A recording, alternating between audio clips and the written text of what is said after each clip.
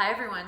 Today I just wanted to talk about being consistent with your marketing, moving things forward, and not hiding something in a corner until it's perfect, which I know that I am guilty of doing that for sure.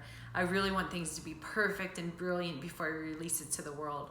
The problem is that you can get stuck in that cycle, and we all are busy, and if we're waiting to make everything perfect, from our social media posts to our copy on our email campaign to, tweaking our website, consistently with a million things before we actually release it to the world, then we're holding ourselves back. We're missing out on opportunity. Get out there, have conversations, show yourself. But if you're not doing that, then people don't know about you. So it's better to start building the relationship and nurturing it as you go, instead of hiding what you're working on in a corner. So small steps equal big progress. So just keep moving forward. Move forward.